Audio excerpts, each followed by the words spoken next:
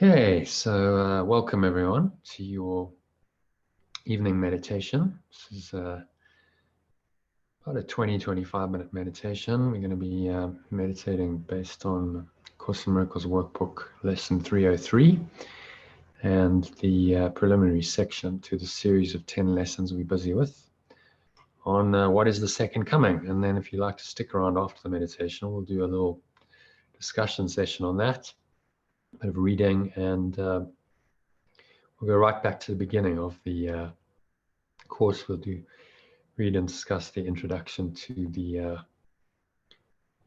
text. So just giving yourself the gift of this next 25 minutes time out, putting your phone on mute or silent, going somewhere where you're not going to be disturbed, sitting comfortably, feet shoulder width apart.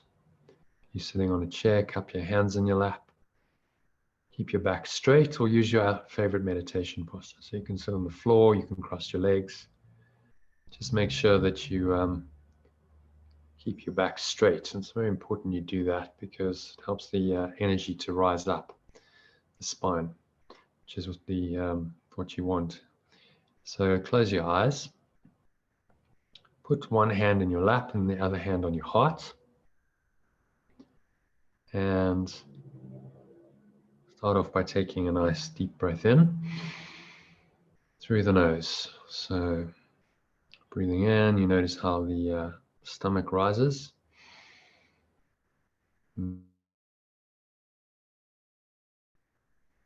Then contract the sphincter muscle. It's the muscle we use to contract the flow of urine. So just squeeze that out. Squeeze the energy up the spine. Just breathing into the heart center.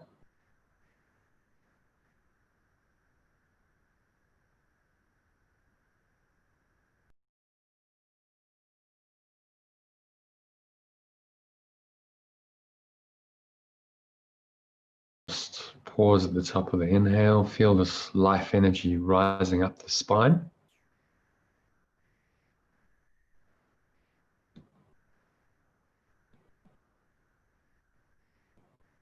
And just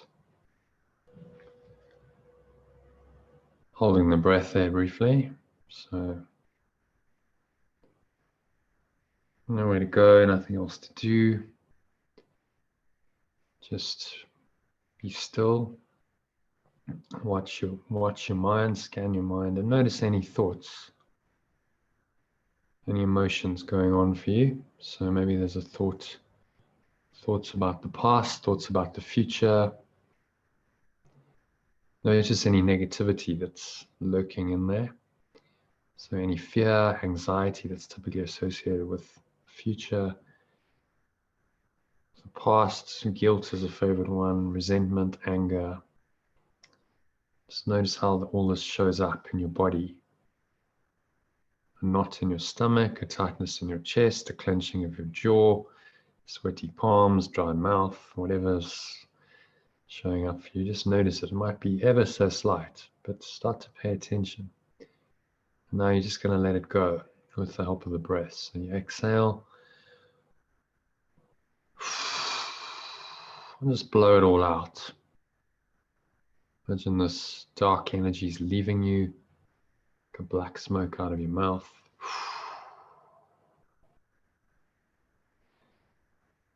And bottom of the exhale. Pull the lower stomach in to the spine.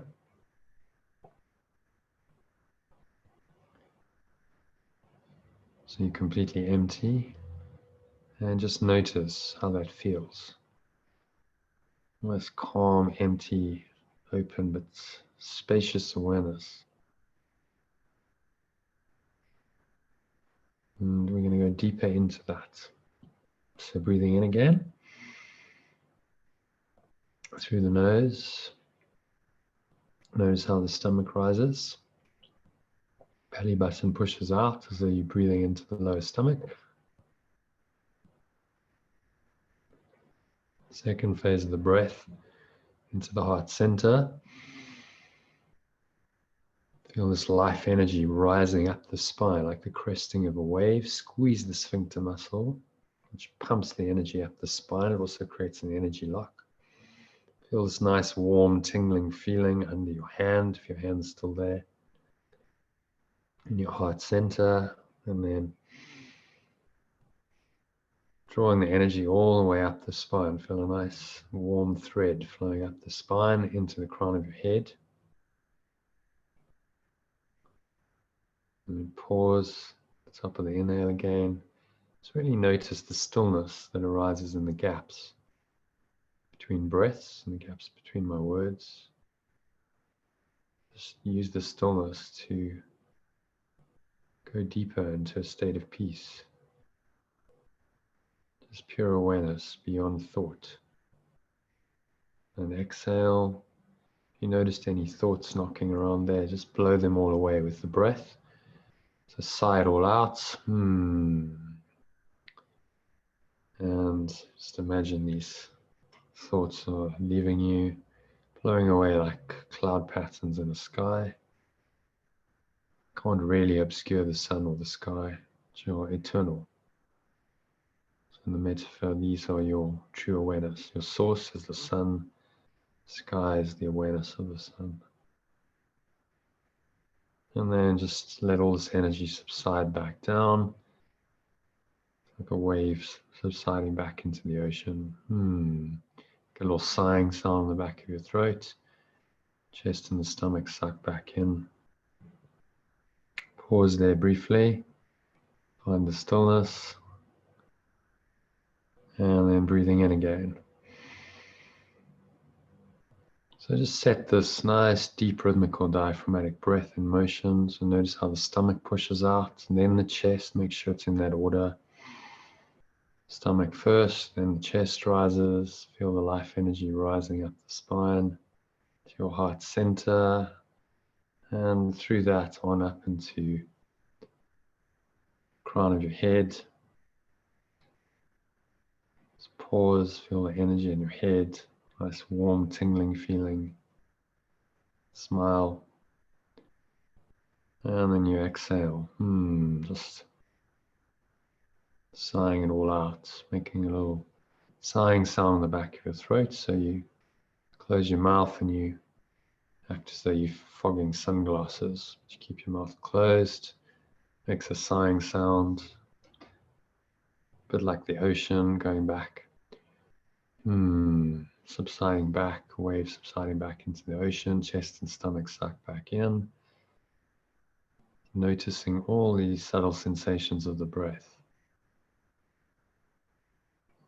And just breathing, continuing to breathe in this nice, deep, slow, rhythmical pattern. To step back and watch the breath. Noticing all these sensations of the breath and letting that focus bring your mind completely into the present moment. Mind yourself there's nowhere else to go, nothing else to do, nothing else to think about. Just breathe, relax, and be still.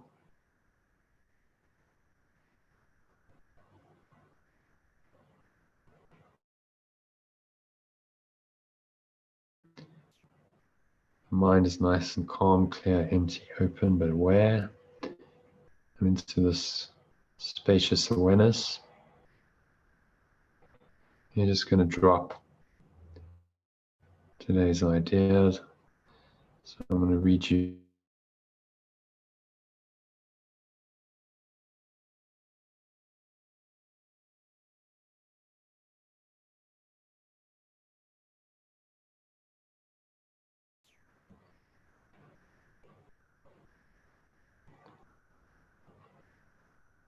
so just let these words sink in to a deeper part of your mind. You don't have to try and intellectually understand them, judge them, evaluate them, name them, label them. Just allow them to sink in to your subconscious, which is where they're needed. Imagine they're like pebbles in a pond just dropping in. This very still, calm surface of your mind, water on a windless day. Plop. Because your mind is so still, ideas are going to have an impact. They're going to have a ripple effect. And ripple all the way into the depths of the pond, your subconscious mind, where the idea comes to rest in the mud. This is where we need to do the work. So you don't have to try and intellectually understand these ideas, evaluate them, judge them, compare them, resist them. None of those movements of the ego mind are required. Just listen in a very open way and allow the words and the energy the words convey to drop into your mind, penetrate into this deeper level, the subconscious level of the mind. And keep watching your breath as you listen. I'll remind you to do both of these things every so often. So let's listen to this, what Jesus has to say about what is the second coming. Christ's second coming, which is sure as God, sure as love, is merely the correction of mistakes and the return of sanity. It is a part of the condition that restores the never lost and reestablishes what is forever and forever true.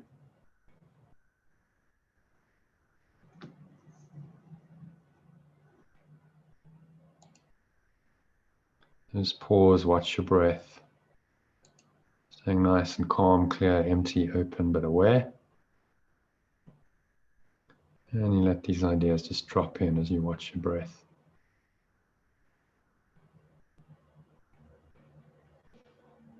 Remind yourself there's really nowhere else to go and nothing else to do.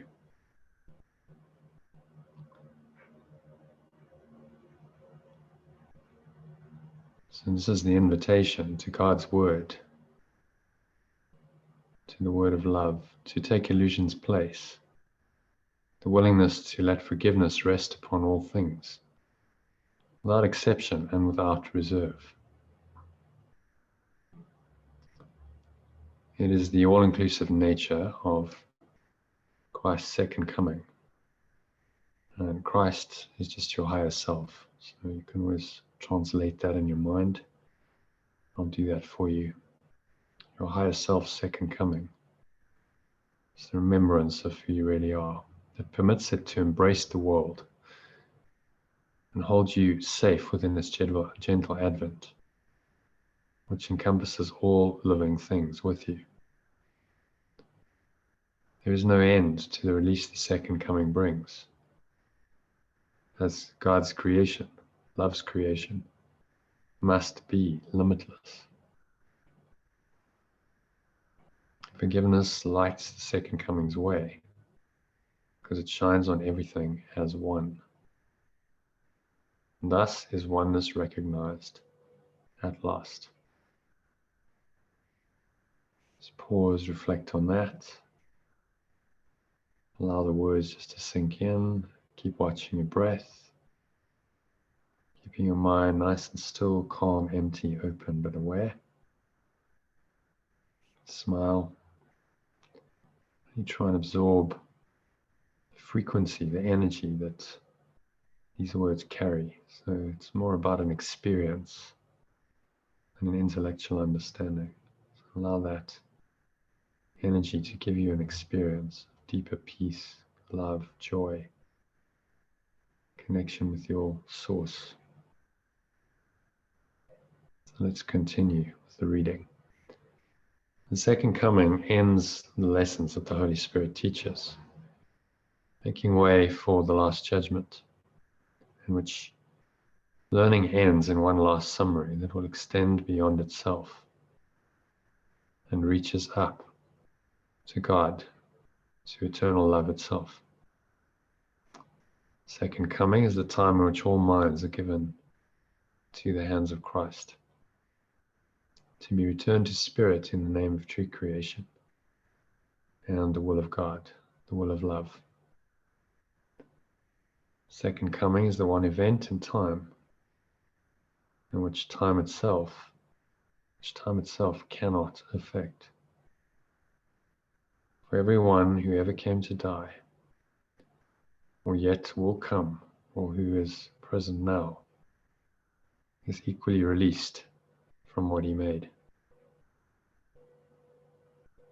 In this equality is Christ, your higher self, his true identity, restored as one identity, in which the sons of God, extensions of love itself, acknowledge that they all are one. And God the Father, the source, love the source, another way of saying that, smiles upon his Son, loves extension, loves one creation and its only joy. Pray that the second coming will be soon, but do not rest with that. It needs your eyes and ears and hands and feet. It needs your voice. And most of all, it needs your willingness.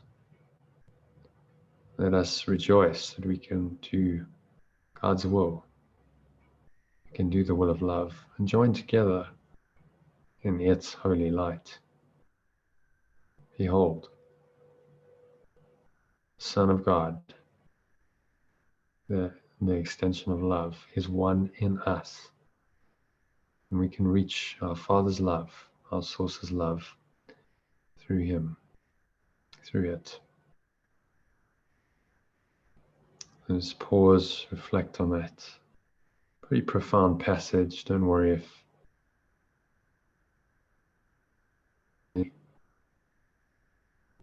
knows it on some level. If you just open, you're breathing, keep watching your breath. It's sinking in. It's going exactly the right level to a part of your mind that knows that these things are true.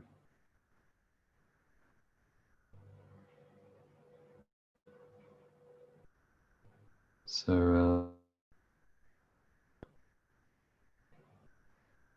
going to move on to today's lesson 303.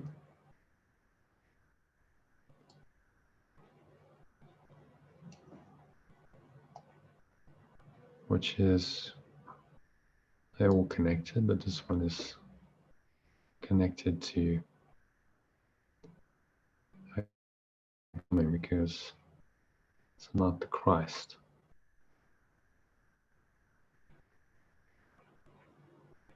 So breathing in, take a nice deep breath in.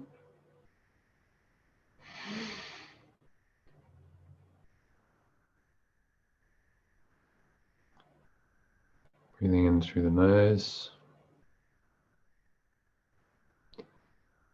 And the stomach rises. Chest rises. Feel this life energy trapped in the spine, the base of the spine rising up into the heart center, up your back as a warm thread into the crown of the head. The third sip of air into the head, you pause, hold the breath, and just say, the Holy Christ, this higher self, would be another way of saying that, is born in me today.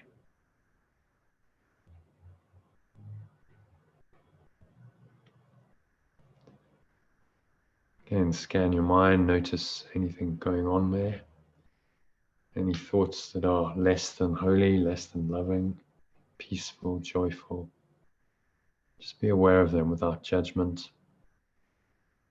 So there's no condemnation. That's what judgment means. It doesn't mean you don't choose to let them go, but you don't beat yourself up for having them.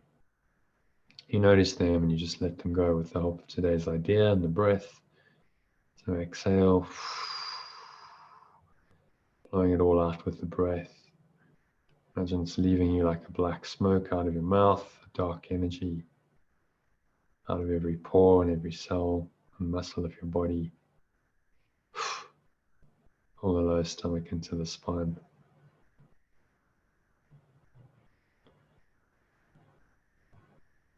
So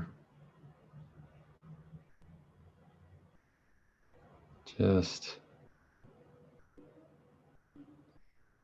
finding the stillness in the gaps. In the stillness,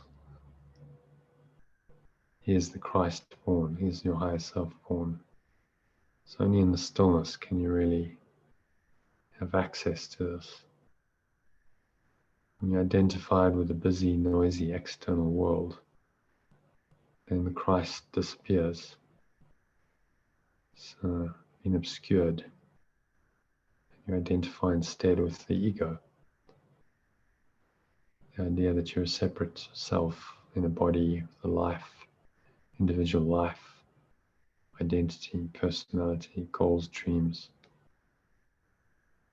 And the Christ simply says that this isn't true. That actually there is something more to you than that. So breathing in again. Nice deep smooth inhale into the lower stomach. Chest rises, feel the life energy rising up. The back of the head, all the way up the spine. Pause briefly.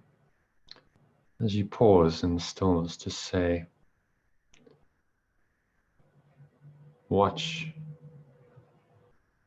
with me, angels. Watch with me today. Let all God's holy thoughts surround me. All the holy thoughts of love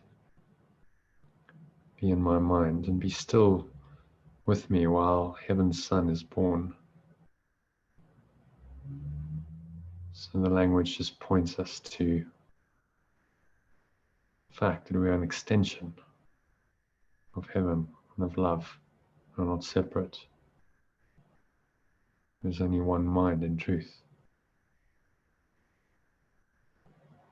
So let earthly sounds be quiet, and the sights to which I am accustomed disappear. Just sigh it all out. So as you exhale, just sighing your mental and emotional investment in, your attachment to sounds and sights of this world. Jesus is pointing us to transcendent state, beyond sense perceptions, beyond the illusion of this world. Let Christ, my higher self, be welcomed where He is at home. And let Him hear the sounds He understands and see both sights that show His Father's love.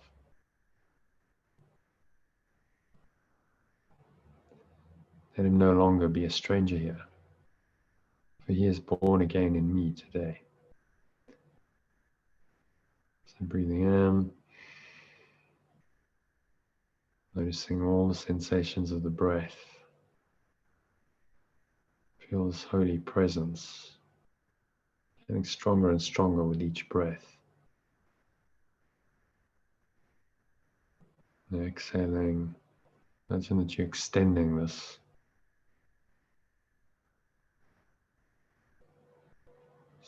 presence outwards.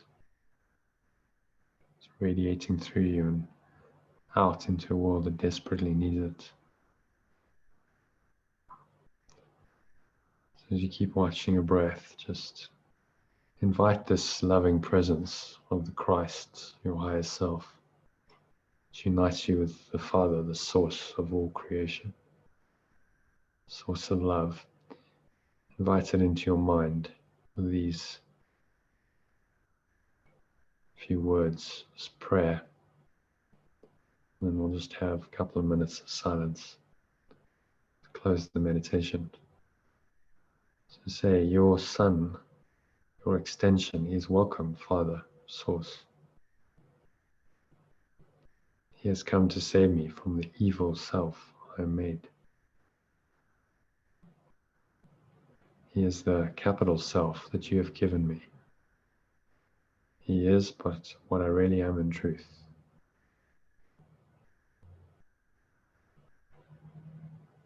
He is the Son you love, the extension you love.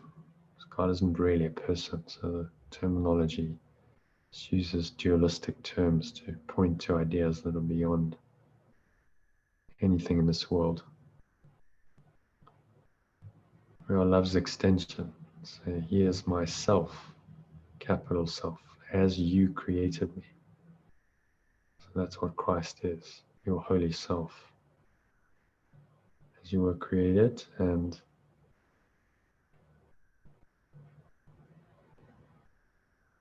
as you remain. It is not Christ, my higher self, that can be crucified. Safe in your arms, let me receive your Son, this higher self, pure and holy conception of who you are beyond any illusions. No illusions can ever touch us.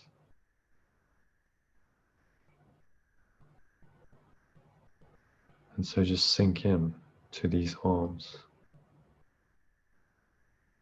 Safe in your arms, let me receive your Son, this identity and this love, this loving enfolding presence.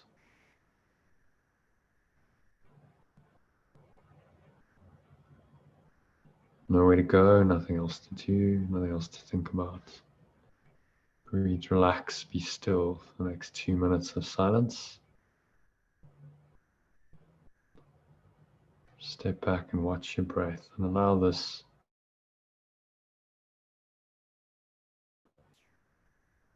to speak to you, to comfort you, to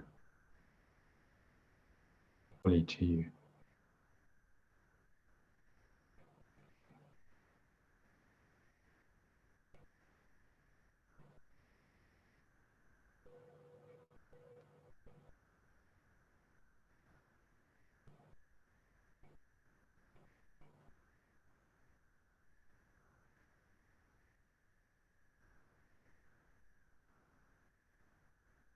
Stepping back, watching the breath for the next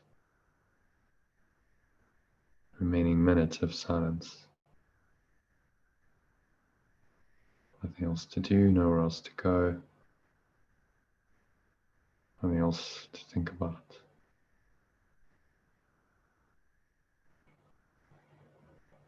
Just breathe, relax, and be still.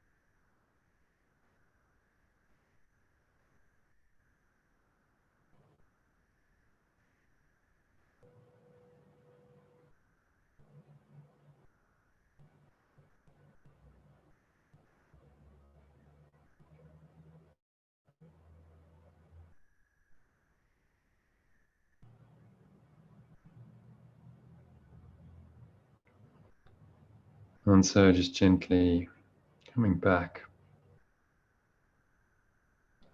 to an awareness of the body through the breath. And the count of 3, you're going to open your eyes. So 1, just noticing your body, sensations of the body as you breathe. Flow of air into the nostrils, the Chest rises, the stomach rises.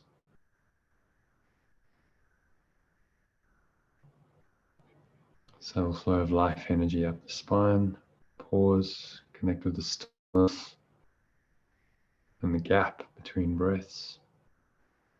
Smile, just because this Holy Christ, your true self, is born again in your awareness right now. And exhale. As you exhale, just sigh it all out. Make a sighing sound in the back of your throat. Air flows out of your nostrils. And the chest and the stomach suck back in gently.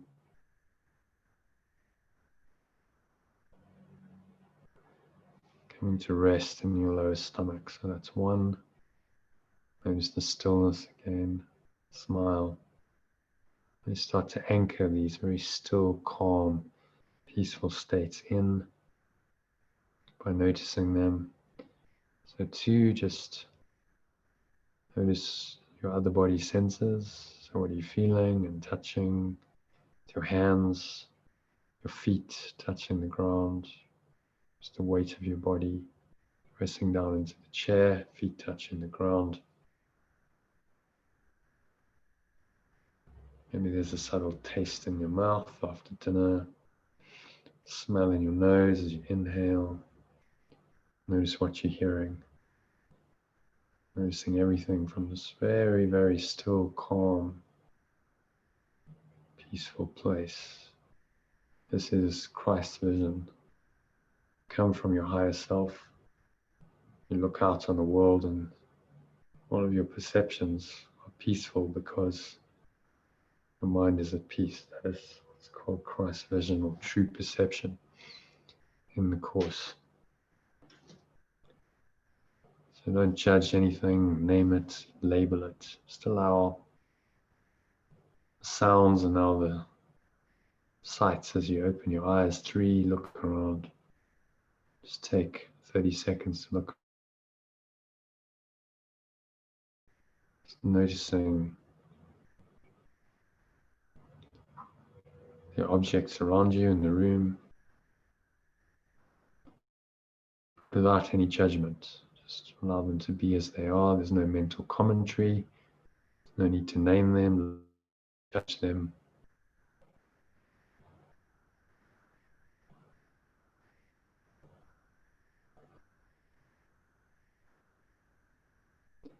And notice how peaceful it is when you perceive this way.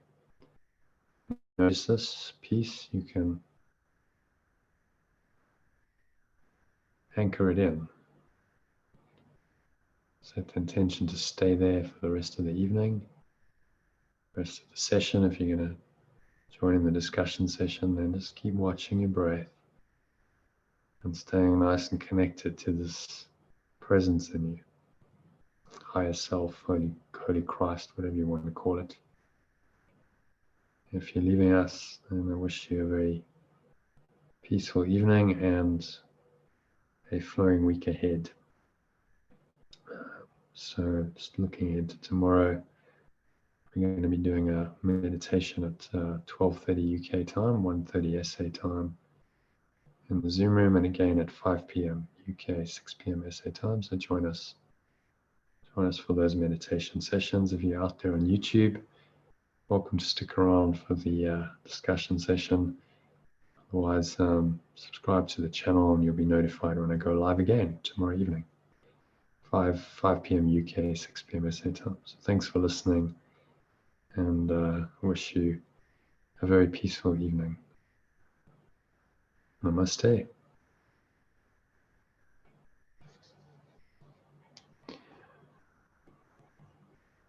Okay, so let's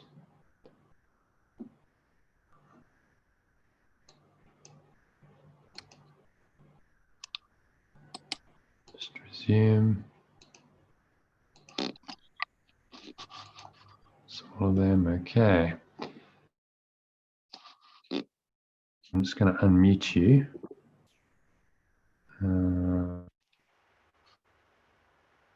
Hope you enjoyed it. Okay, there we go. You're both unmuted. I'm just going to take my speaker. Okay, there we go. So did you enjoy that? It was good. Very nice. Yeah, so Reshma, it's entirely your choice. I can add you to the group, the main Art of Letting Go club group, and then you'll get these recordings because I send them out as recordings every afternoon and every evening. So you'll get another 3 recordings a day. These recordings, that's another about hour, probably about another maybe 45 minutes to 50 minutes of recordings, which you can have or not. It's up to you. So if I sign you up to the group, then you'll get them. If not, you'll just get the ones for the course. I think maybe just see how it goes with the course ones for the moment. That would be my advice, because you might feel a bit overwhelmed if I'm sending you 5 breath breaks a day. Did you think so? Yeah. You Yeah, might it not might be nice maybe to just keep using the same 2 more than once a day. Yeah. Well, that's the idea. That's the idea. Yeah. So you're welcome to do these live sessions if you want. The course thought system is holographic. So this is lesson 303. But it's all the same thought system, so it kind of connects up with any other part of the course. So we'll talk a bit about the second coming now, and then I thought we'd do a bit of a reading of the introduction, just discuss. As I said, I'm not feeling great, so I will be going. Thank you. You're going to go. Okay, there's no problem. Thanks. Bye-bye. Okay. Bye. Bye-bye, Reshma. Bye. Okay, great. So it's just us. So let's have a look. We'll go straight into the introduction, I think. Okay. You can see my screen okay? Yeah.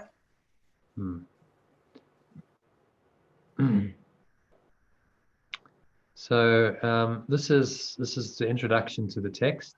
It's very short, very sweet and to the point. You could call it the executive summary of the course. It basically summarizes the entire teaching in a couple of paragraphs. The reason we need an entire book with all the words and chapters and workbook lessons and manual for teachers is because when you first read this, you're not fully going to grasp it and understand it. So that's quite okay. If there's part that's just kind of, I'm not quite getting this, that's completely normal. Remember, the ego does not want you to get this. It's got a great resistance. So it's not that you're stupid. It's just that we've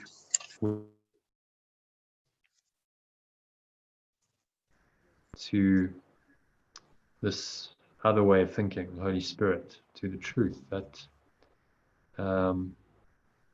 these barriers and defenses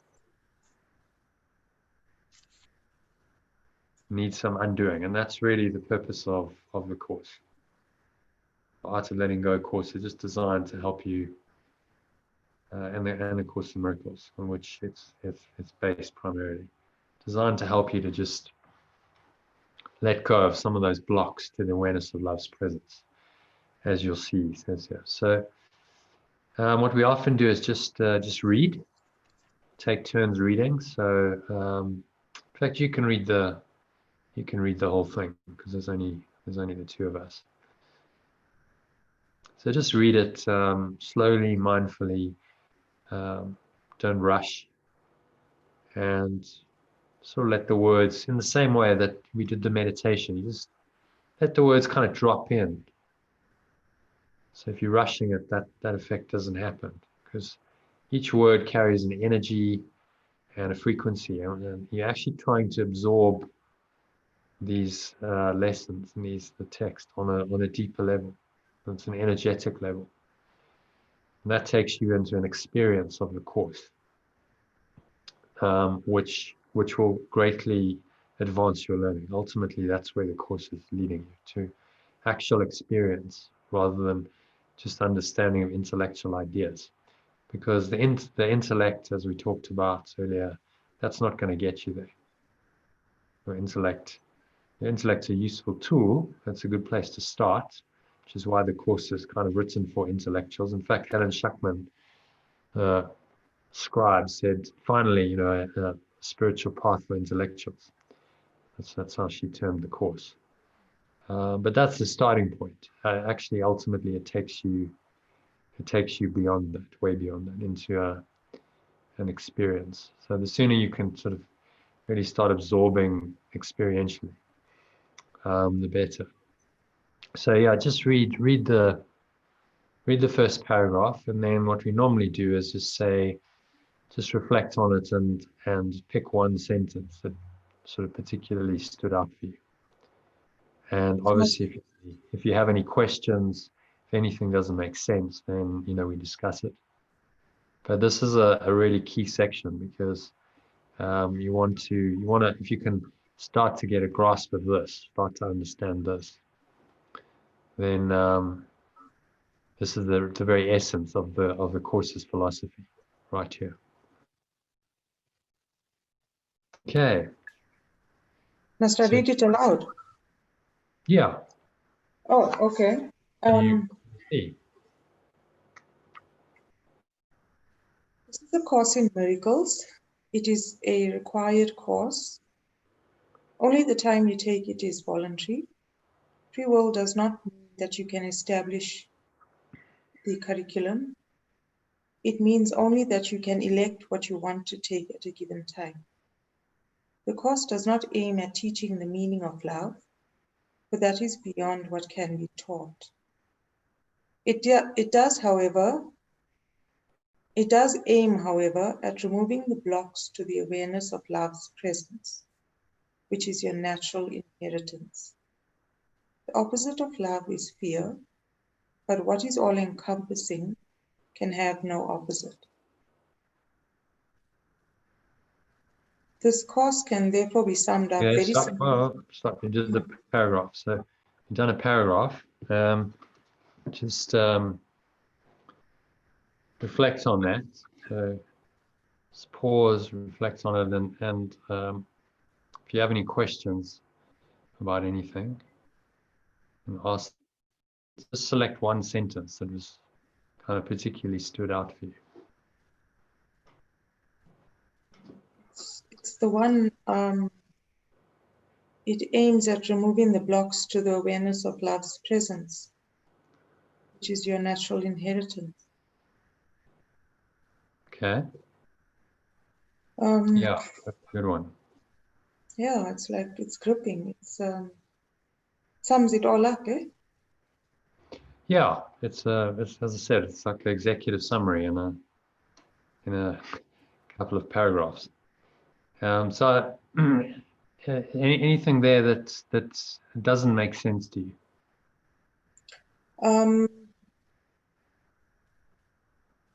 No, I'm okay with all of it.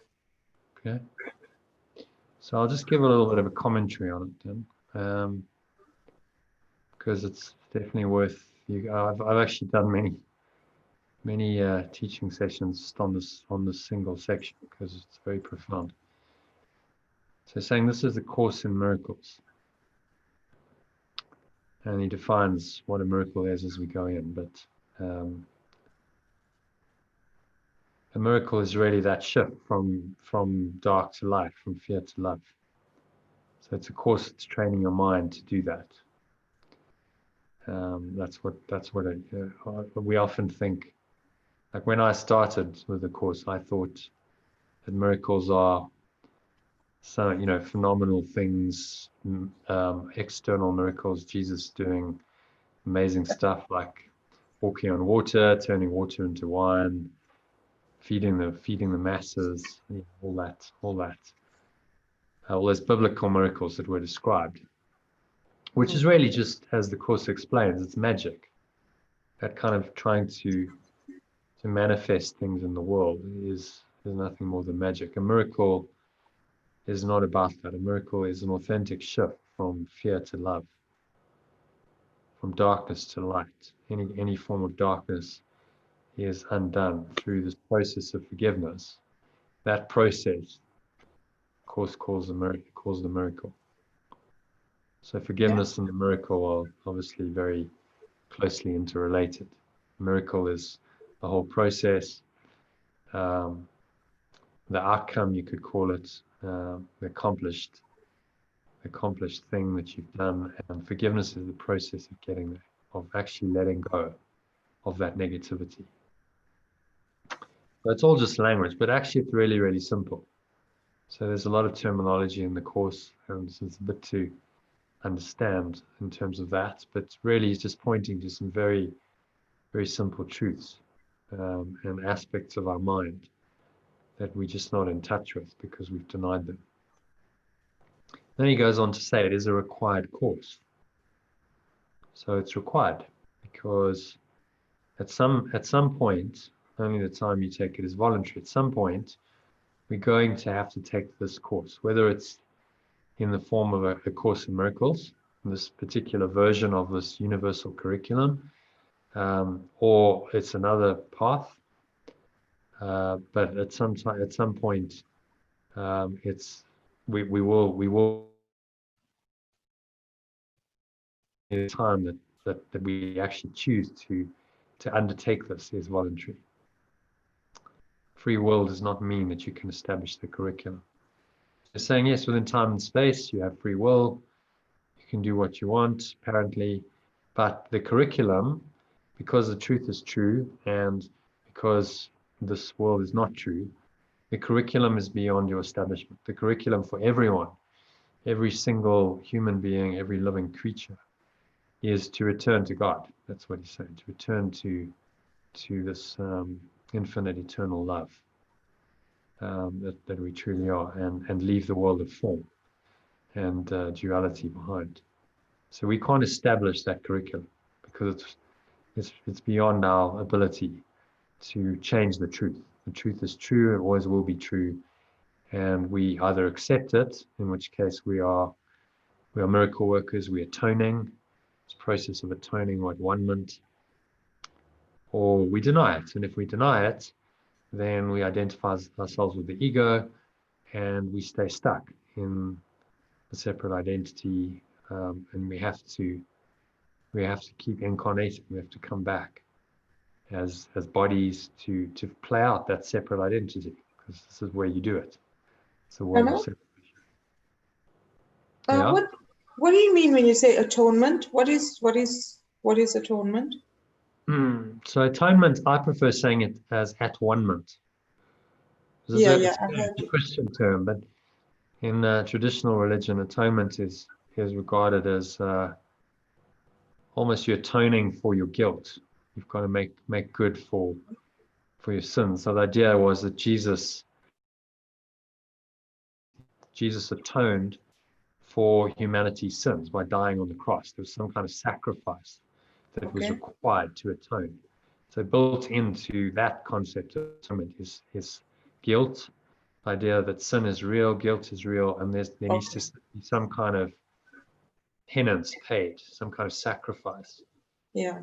And that's the conventional Christian understanding of atonement. The way the Course uses it is very different. So he's saying at-one-ment, really. That's why I say it as at-one-ment, because that's what it is. At-one-ment means that I'm going towards oneness. It's this process of reconnecting my mind to the one mind through this miraculous process of forgiveness. So through letting go of all my blocks to the awareness of love's presence he talks about just now,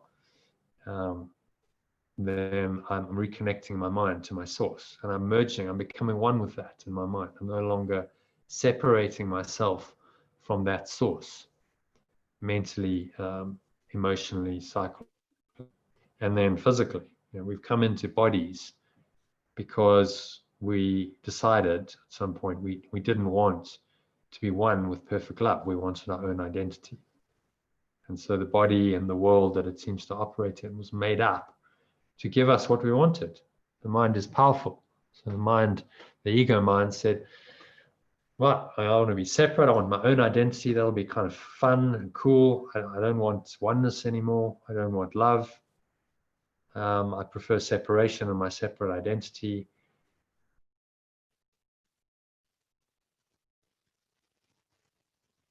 Was a lot of guilt and fear.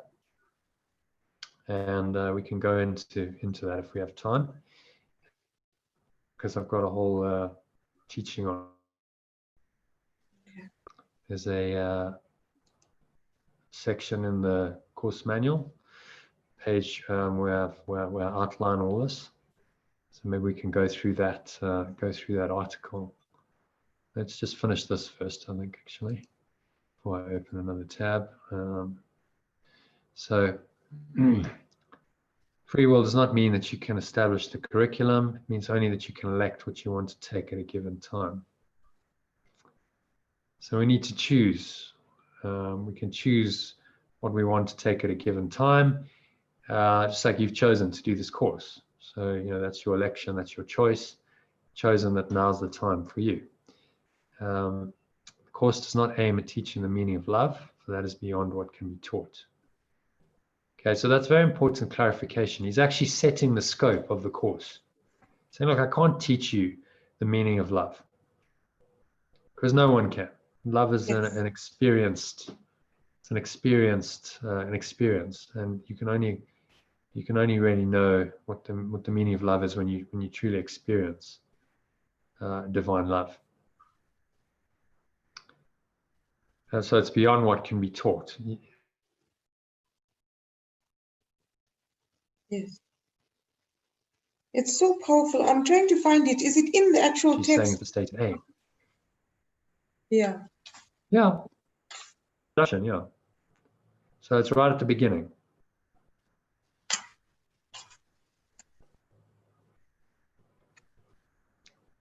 Just at the start of the text, before chapter 1.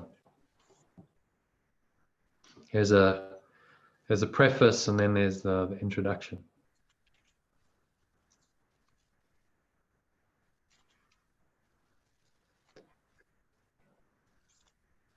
So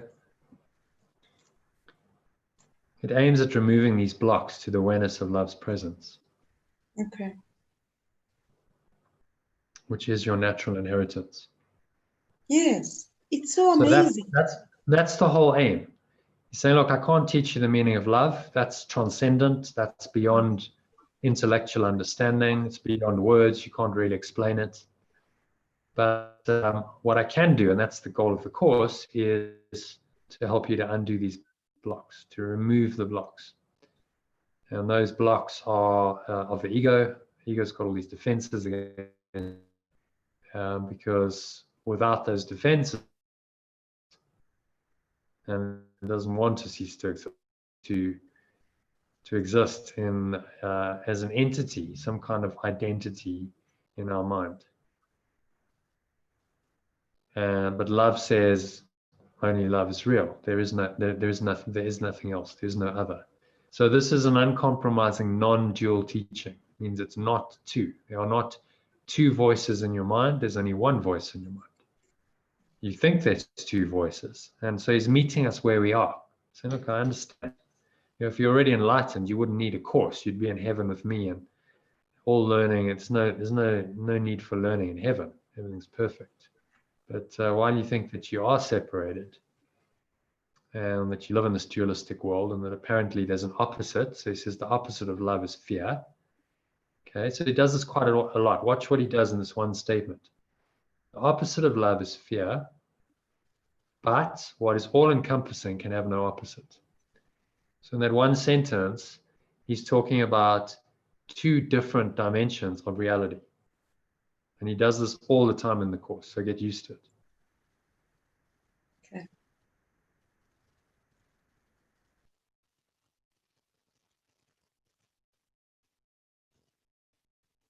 But what is all-encompassing, if you just raise yourself up out of that level into another transcendent level of your mind, What is all-encompassing can have no opposite. And so these are the two levels of the course. There's the level of the world, material world, where duality seems to be real. There appears to be love and fear and all these opposites. And then level one is, there's no opposite. Level one is perfect, perfect love, infinite, eternal love without opposite. There is nothing else. And his job as a teacher is to take our minds from the second level, where we think there's duality, and to raise it up to the first level, where we understand and experience that there really is no opposite, that the opposites that we experience in this world are made up. They're invented, and they have no true reality, because the only true reality is God, is his perfect oneness. Nothing else is true, nothing else is real.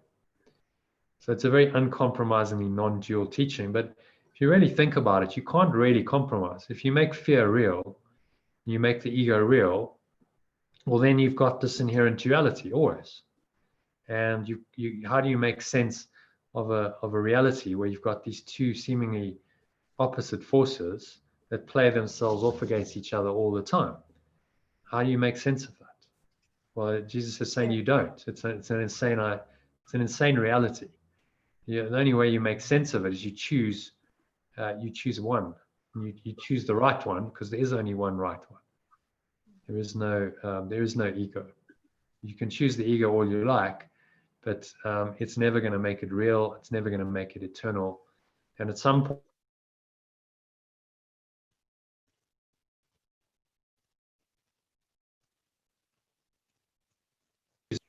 you find that life is difficult and painful. And so, that naturally causes you to start searching and saying, well, okay, so what's it all about then? And that leads you into this kind of inquiry into the truth. Okay, so what is it all about then? So this course can therefore be you read the rest of it.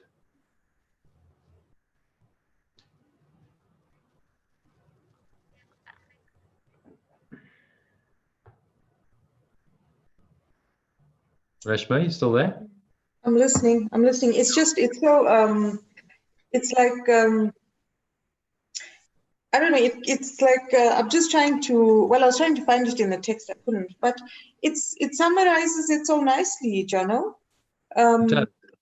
Because nothing real can be threatened if you really just get a grip on the whole concept of the ego and that monkey mind, and you start to look through the lens of who you really are.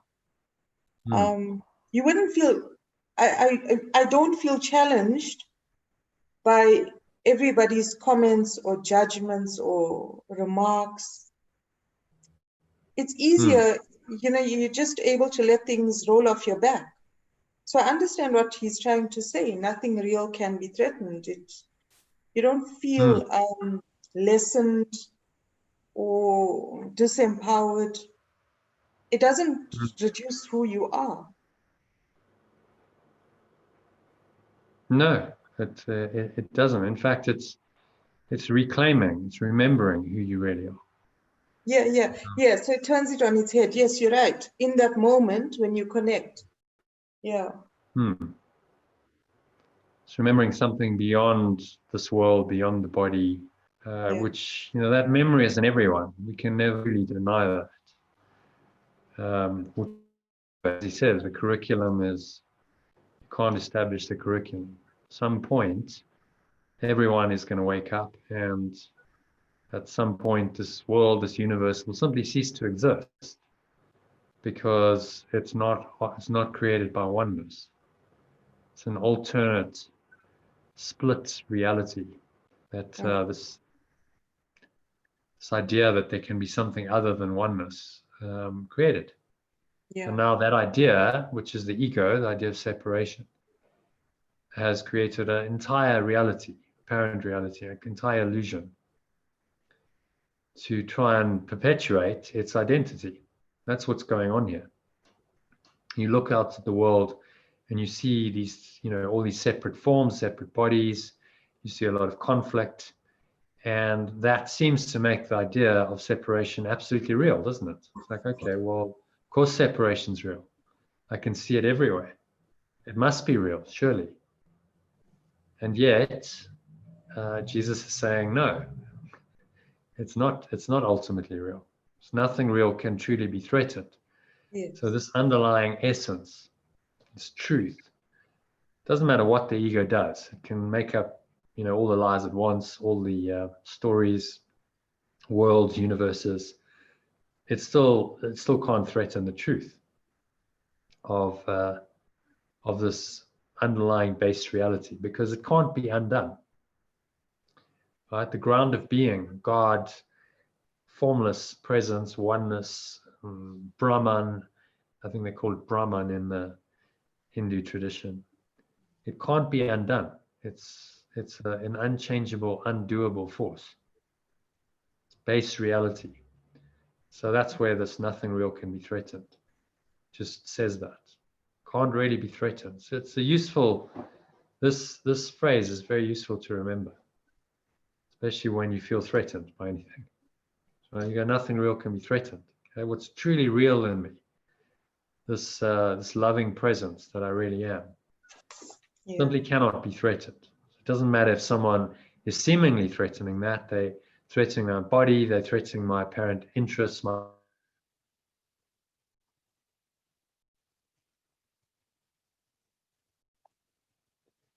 existence. Eternal existence cannot be threatened. The ego cannot actually kill that. Although it thinks it has, it cannot truly kill or deny oneness in any way. It just thinks it can, and that's where the whole illusion comes in. The unreality seems to exist, doesn't really exist, doesn't have a fundamental beingness like true reality does. Which means that, of course, it can be undone. So there's the ego's weakness. Whatever it's created, miscreated, can be undone quite easily, actually. Yeah, because we are identifying on a physical level. We are limiting, normally we limit ourselves to the rational mind, the monkey mind, the ego, and that's not who I really am. Because you try to overthink things, analyze, make sense, logic. And that's, like you said earlier, that's the intellect, which is not the be all and end all. No, the ego is going to try and tell you that it, that it is, that, reason is the highest sort of framework, but it's not. Reason is actually, down the line in the course, there's a framework. It's given by a guy called David Hawkins. So let me see if I can bring up this course manual, because there are a couple of things that I want to do in it. And reason is at the level of 400. So on a scale of 1,000, 0 being ground zero, base, absolute, the lowest possible consciousness. He calibrated these levels of consciousness, and for the reason of level 400 to 499 is reason, and then above that is love.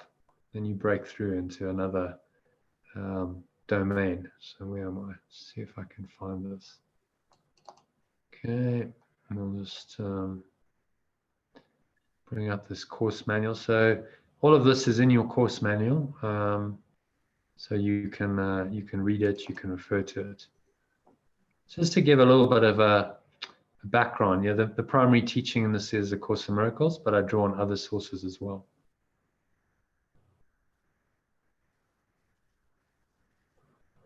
Okay, so it should be opening now. Okay. Just give me 1 second. Oh, no problem.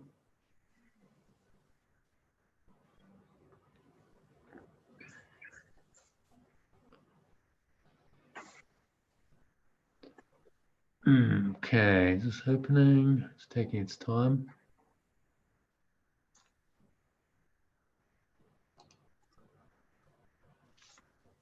So I want to show you that that scale of consciousness. I think it's on page 11. I stand to be corrected. Let's see once it opens.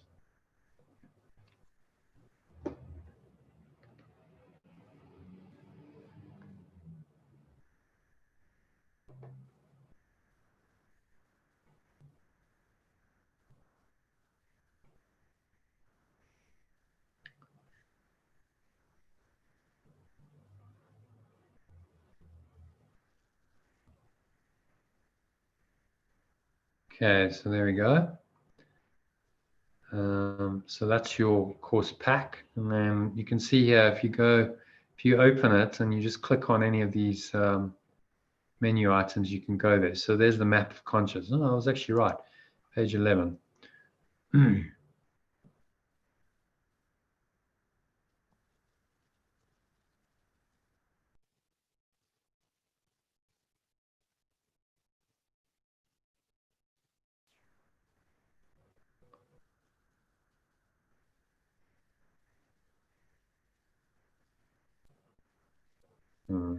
It's taking a bit of time.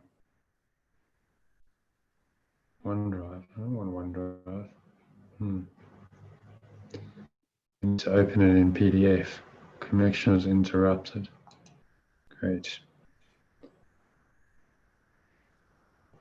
You see, look at that. It says on page 11, the purpose of the atonement is to restore everything to you, or rather, to restore it to your awareness. You were given everything when you were created, just as everyone was. That's what's so brilliant, because it goes back to the one, nothing real can be threatened. Because when I was created perfect and whole. So there's nothing, I mean, no one can threaten any part of me that's real. Yeah, and that's really the core teaching. You know, you got it. I don't know what to do. Something went wrong. Great. Information. Yeah. That's what I love about this book, is that it's so straightforward. You can't argue. It's just like, there's a great simplicity to it, isn't there? yeah. That's really why it's powerful. Because the truth is simple. The ego made up all kinds of complex Stories. lies, Yes. stories, etc. But the truth is actually very, very simple. And you know, that's the only thing that's actually going to work. So Jesus is just telling it really straight, really uncompromisingly. He's just saying, look, this is how it is. And you're either going to accept the atonement or that one-ment for yourself, or you're not. If you don't, well, you'll keep coming back. You'll keep coming into this human life. You'll keep having the same kinds of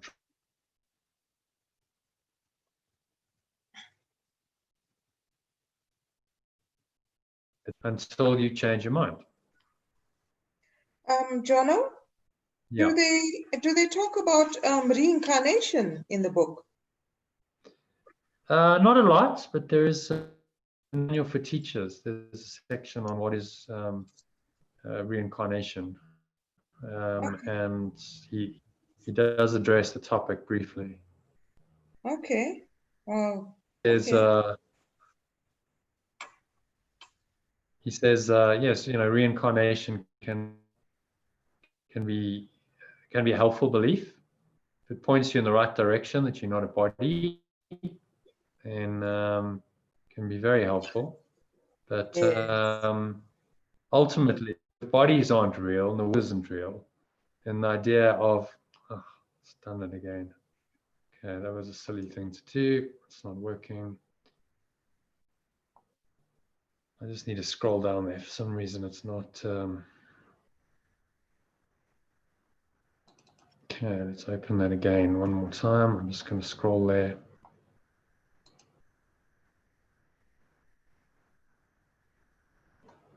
And so ultimately, if we're not even bodies, then reincarnation is part of the illusion, isn't it?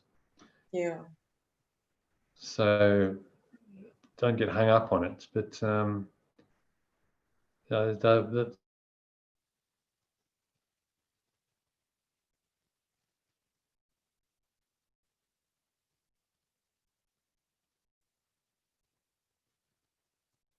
have an experience of separation.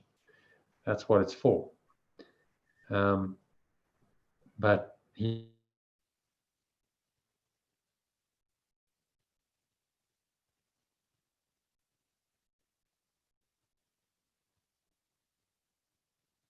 Jono, hello. which means that you can actually make decisions. Otherwise, on what basis are you making decisions? And this is why most people are confused in the world, because how you make, if your mind is split, and part of your mind wants love and peace and joy, and another part wants to be separate.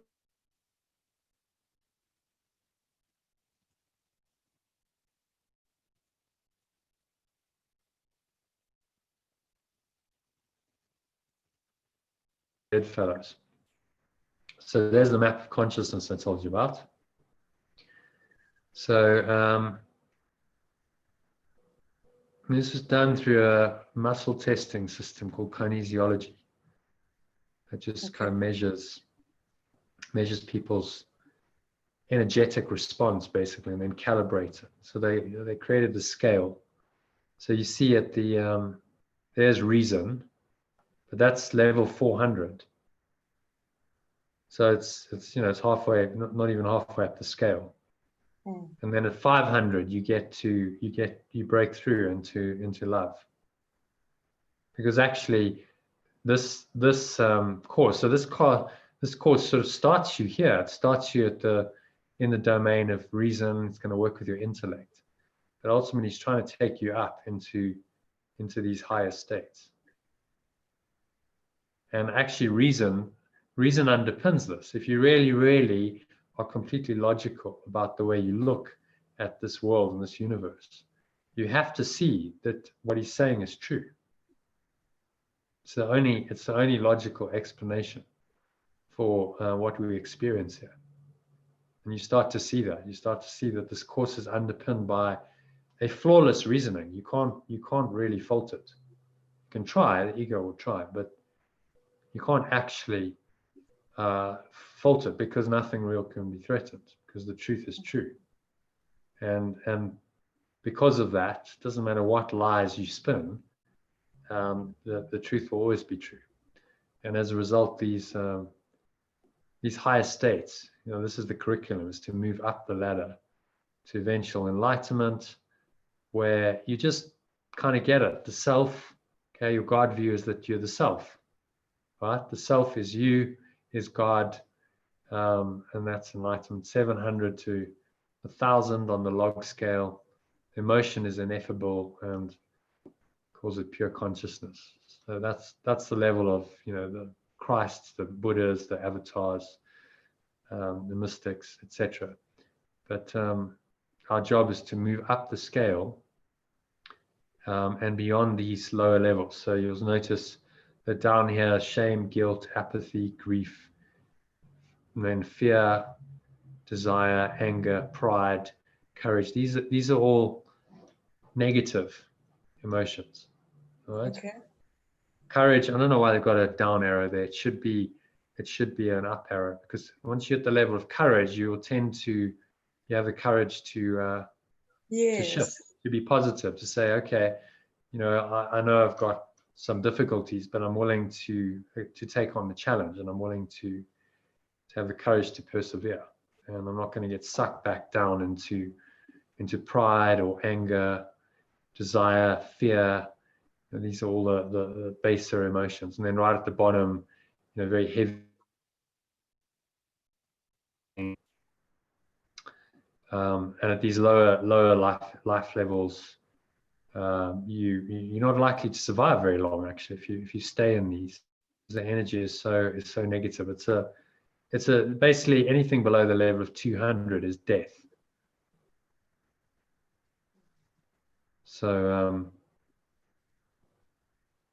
you want to be 200 and above and moving upwards. So you'll notice what from courage you go to trust, and then that's optimism, and then you start moving to forgiveness. So if you look at what we talked about earlier, the tamas, rajas, sattva kind of model, it's really along these lines. And then as you get to 200, you move into rajas, saying, life is more feasible. I have courage. I can do stuff.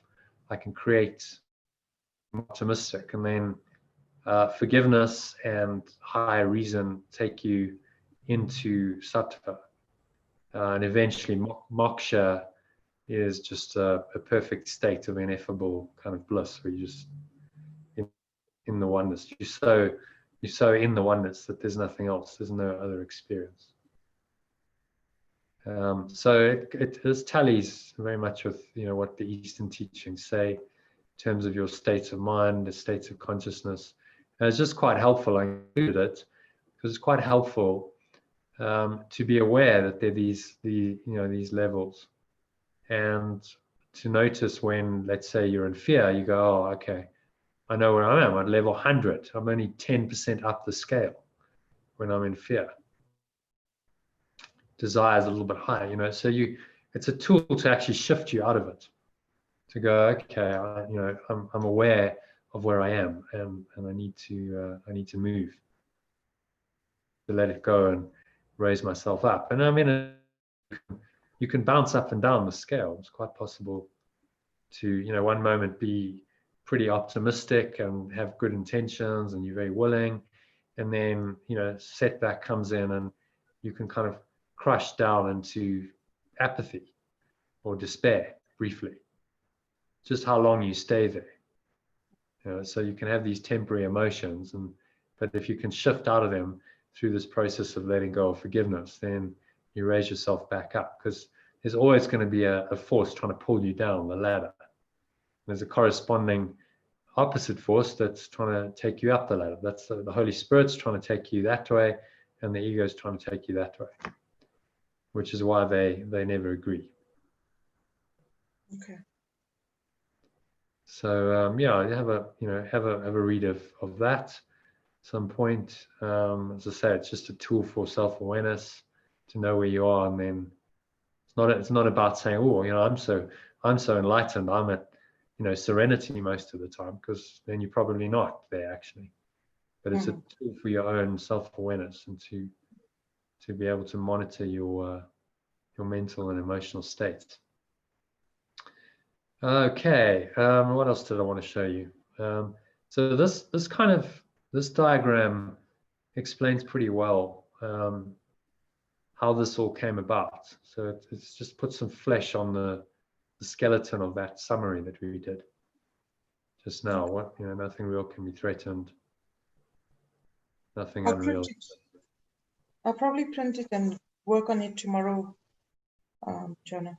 Oh well, tomorrow's a holiday, Tuesday. Yeah. Okay. Well, do you need to go now?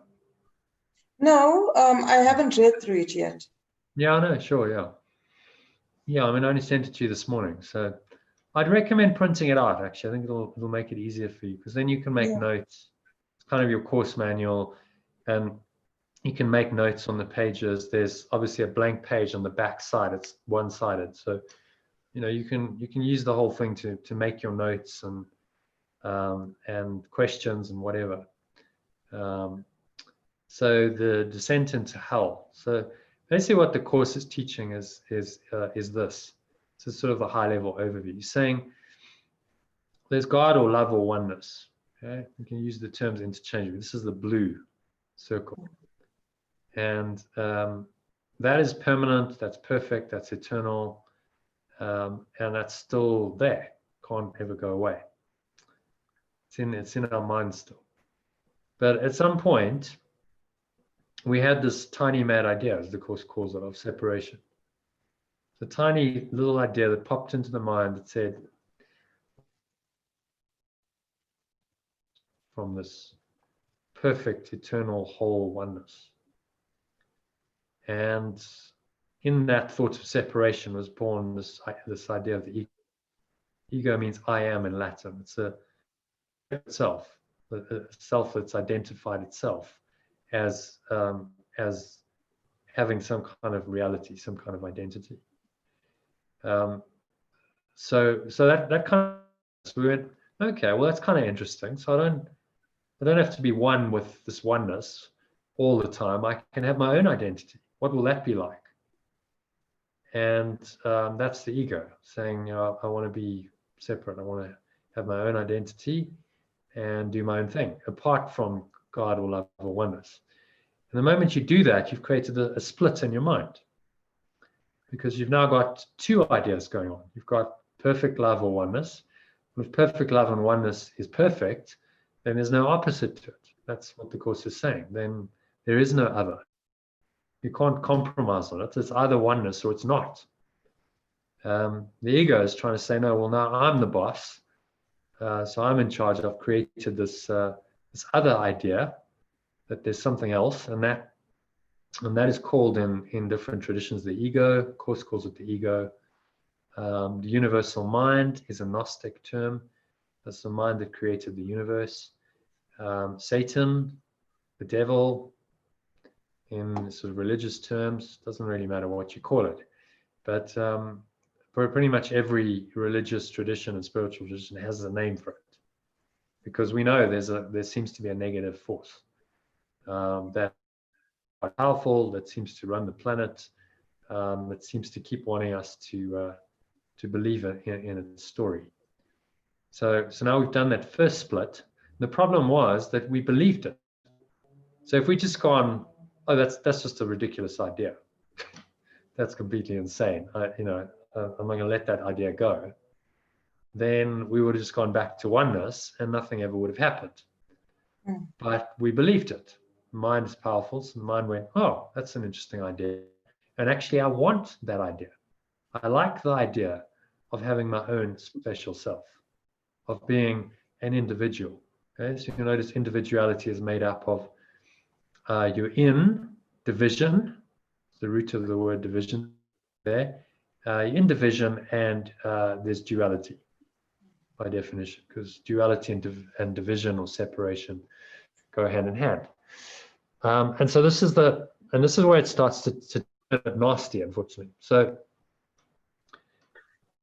the ego is like, cool, I got my own identity, this is great, but the price of that is that there's this inherent underlying idea of sin, that you've done this terrible thing, right? You've destroyed oneness, you've destroyed God or love or oneness in order to create a separate self, and now there's this terrible guilt, this awful heinous crime against God or love itself or himself, our own true nature. So we've denied our own true nature, and the price to pay for that, the ego tells us, is that we are eternally damned. So guilt is the idea that an error is unforgivable, that you're eternally damned because you made this one error, and you'll eternally be sinful, and we've destroyed God or love or oneness completely. There's no going back. That's it. It's over. Heaven is over. That beautiful place of love, unconditional love and acceptance will never be found again. And now we're having to deal with the apparent effects of this awful idea of guilt and sin that underpin the individual self, the separate identity that the ego wants to believe in. So can you see how, like, desire was kind of the curiosity killed the cat. Desire started it off, but then what underpins it and keeps it going is guilt. The guilt and the sin, because that keeps you thinking that you really have separated, that you really are individual. And if you keep thinking that, then guilt and sin are inevitable, and their consequences are inevitable. So then you have fear, a false expectation of punishment appearing real. That's what fear is. Because now that we feel guilty, we project that out, and we think that God or love or oneness is going to, which of course makes no sense at all, which is why the ego is insane. If you've really destroyed God, then there's no way God can come back and punish you, is there? Yeah. But it's not rational. It's just like this nameless fear of like, something's going to get me, and that's the fear of. Ultimately, it's the fear of love. Now the ego has this terrifying fear of love. It feels like it's going to be destroyed by love, and it's invented this concept of a fearful, wrathful, and separate God, which we see in all the major religions of the world. That this God is not a very nice entity, and he seems to like to punish his children for doing wrong. That's kind of the monotheistic religion. Islam, they all have this concept of a fearful, wrathful, vengeful, separate God who's going to punish his errant subjects for sinning. And Jesus, this whole thought system is bonkers. It's mad. It's mad because this original thought that now is playing out here, that original thought is not true, right? True. So once you do that original false thought, then everything that comes from this must be false. And so we go down the ladder of separation, down this chain of separation, and then believing in our individual identity, believing in sin, guilt, fear, concept of a fearful, wrathful, separate God, and now goes, well, this is so terrifying and so horrifying that we've got to go somewhere where God can't find us. And so its solution is to create another world, an alternate reality, which projects this guilt and this fear outwards in an explosion of mind that we call energy, because energy is just really thought. What else could it be, right? So it's a projected thought of a delusional mind, which is the ego. It's now miscreated a physical universe, and it now believes that this physical universe and everything that happens in it is reality, and that it's bound up with the so the ego now in all these separate forms, right? All these fragments of this what is still really a one mind, but now the mind has been fragmented in its belief. Fragmentation plays out as separate bodies. So now the world seems to have separate bodies with separate forms that populate this world of time and space, and matter and energy populating the universe. And all of this evolves to the point where we now have incredible complexity, diversity of life, and we seem to be separate human beings walking around on a planet trying to figure out what's going on. Why are we here? Why are we on this planet somewhere in God alone knows where? We call it the Milky Way galaxy, on a planet circling around a star, doing all the stuff we do on a daily basis. What's going on? Why are we here? And this is the fundamental question. And most people, if you really start to ask that question, then you're not going to be comfortable for very long in your human identity, because it becomes very obvious that it's very limited, right? We've got these limited forms. So we have these special relationships, we have families and special friends, and we think that this is our purpose, is we need to have good relationships here, we need to find Mr. or Mrs. Right, we need to procreate, we need to have children, further the species, but something in it's missing. There's a part of us that's like, well, I don't really get it. It's like, what's it all for? Why are we here? And so the Course answers that. He's saying, well, here, because of a false idea, that thought of separation and the desire to be separate and continue the separation is what has created this, and what keeps you here. It's what keeps you coming back into a separate. And in that form, we have all this negative stuff to deal with.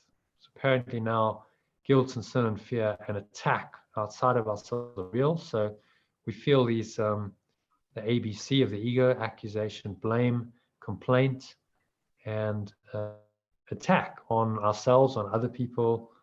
That seems to be a very entrenched part of the dream.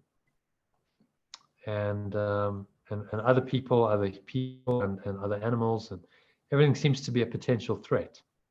Because all of everything's external is really a projection of subconscious guilt, right? So what we try to do is we try to get rid of it. This is the ego strategy. It said, I don't like this guilt, so I'm going to try and get rid of it by projecting it out of my mind. I'm literally going to go out of my mind, and now the guilt is not in my mind. The guilt is outside of me. Look, it's in that person. It's in that thing. It's in whatever except me. And so the external world serves that purpose of allowing us to project our guilt onto others. So if you really observe, and this is part of the mind watching, watch your mind and notice how often you want to be a victim. Just notice. It's very interesting when you do, because you'll see that there's a part of your mind that actually wants to create a story. Someone does something, instead of just going, oh, well, whatever, I'm not really bothered. You create a story out of it, of a separate me who's now being victimized by this person, because that gives you a separate identity and makes the ego feel separate, and that's the stock in trade of the ego. It feeds its identity. So really what it's trying to do all the time is it's trying to keep this game of accusation, blame, complaint, attack and defense going, because that just increases the guilt and the fear of attack, and then the projection of guilt in the form of this constant accusation, blame, complaint, and counterattack. So we get caught up in human lives and human history. You see constantly there's attack, defense. Someone that seems to be attacking you, they seem to be victimizing you. So you want to fight back. So you counterattack in apparent defense. And everyone says, well, I'm justified. Look at what these evil people did to me. This is terrible. I'm the victim. But we like that victim story. That really serves the ego. So it wants to keep us here in this belief that we're really a victim of an unfair world, and we live a helpless, innovative little life. So we actually feel pretty helpless, pretty powerless, pretty disempowered.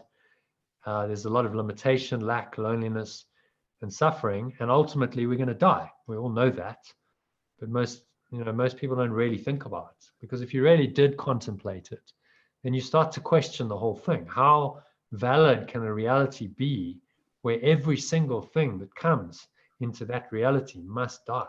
It's an inevitability in the ego's thought system. So what was the point of all of it then, if it all leads to death in the end? And Jesus is just saying, well, there's no point. There's no point in any of this. Whatever goes on here in the red side, which we call our world and our reality, is all false. None of it's true, because it all came from one false idea, the thought that we could actually be separate from this eternal, loving, creative force we call God. So anything that happens subsequently is by definition false, and therefore illusion. And the Course is just trying to wake us up to that fact, to look at all these things that we see as life here, life in this world, and say this isn't really life. This is a parody of life. He even uses that language. It's a parody of life, because things live for a while and then they die. So nothing is permanent, right? You think they have life, but every form, the moment it's born, is doomed to die at some point. It's on this timeline where death is inevitable. Whereas God, or love, or oneness, has no knowledge of death. There's no death in God. It's just perfect oneness. So that's eternal life. He's saying, look, that's the only thing to go for. What passes for life here really is just a parody. It's meaningless and a pittance compared with what you could have here. It's this is hell, and he says it quite frequently. So this helpless, innovative little life that you're living of limitation, lack, loneliness, and suffering. And in the world, in the body, if you identify with these things, there seems to be no way out. It seems like you're trapped here. And you just got to live your life, and eventually you're going to die, and try and have some fun. The ego's like, okay, well, you may as well have fun, or you may as well make money, or whatever kind of temporary gratification it wants to give you here, to try and distract you from all of this. It's hardest not to let you see this, because once you see this and you start to understand the game it's playing, then the game is halfway over. It's like, okay, I get it. I see what it's doing. And so I'm not going to play the game anymore. I'm just going to be aware. I'm going to be vigilant constantly for this game of the ego. And through this process of forgiveness, I'm going to return my mind from this side, the wrong side, the dark side of the force, so to speak, to the light. I'm going to return my mind back to that. And every situation becomes an opportunity to do that. Because if I'm being shown all of these gruesome projections of the ego, then I always have the ability to change my mind. So no, actually, I don't want any of these things. I'm going to change my mind and go back to oneness. And that process, that movement, is the atonement, that one-ment. When you're going, no, I don't want any of this, I'm letting this go, and I'm choosing oneness, I'm choosing love instead. And so I have to relinquish all of this stuff. I can't have both. I have to let it all go. Okay, that's a lot. Yes, yeah, it's a simple path, but it's not easy. He's saying you've got to let it all go, like all of it, not just a little bit. You start with a little bit, but all of it, the entire illusion of your separate existence and the world and whatever goes on here, all of it's got to go in your mind. Okay. And that's not going to happen overnight. That's a process, which is why this is a lifetime practice and a spiritual path that you need to really Okay. Thank you, Jono. So that gives you the kind of overview. I will send you there's a recording on this as well, so you can have a recap of it. And I've recorded this session as well, so you'll get that email tomorrow. I'm going to send it to you in mid-morning if you don't mind, because I think I need an early night tonight. I'm quite tired. So I'll send you an email tomorrow. And in the meantime, just work with that exercise. If you haven't finished the exercise 1 in the manual, I got the manual. Just do that drawing, because it's a self-revealing exercise. I'm like, okay, so let me draw my life as it currently is, as I perceive it, all the warts and all the challenges and difficulties that it might have, and then you draw your life 5 years from now, where you're like, okay, so in 5 years, if I was in my ideal place, where would I be? Yeah. And you draw that. You can draw the circumstances, life circumstances, how that's going to look, how you're going to feel, and so on. And just notice what shows up in that process. Notice the emotions attached to both of those pictures, and anything else that arises, because that's often going to show you some of the stuff that you need to let go of. To move from the one to the other, you're going to need to let go of some of these patterns that keep you there, because the ego doesn't want you to be happy and peaceful and successful. It doesn't want any of that. It wants you to keep playing these games, being a victim, accusation, blame, complaint, because this feeds it. So it explains why the world is pretty dysfunctional, because the ego needs it to be dysfunctional in order to continue to exist, have some kind of apparent existence in our minds. So go through this again.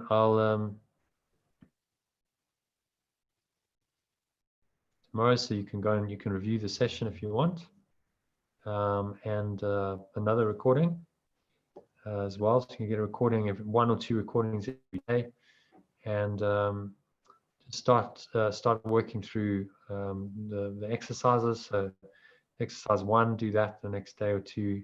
Declutter your space if you haven't done that. Start decluttering your space. It's creating some mental and emotional space to help you to let go of. Yeah, and this is a big project, you know, and undoing all of this is, as you say, it's like, whoa, that's a lot to undo, and yet it's all part of one thought. So once you start to get there, what Jesus is trying to do is take you back there.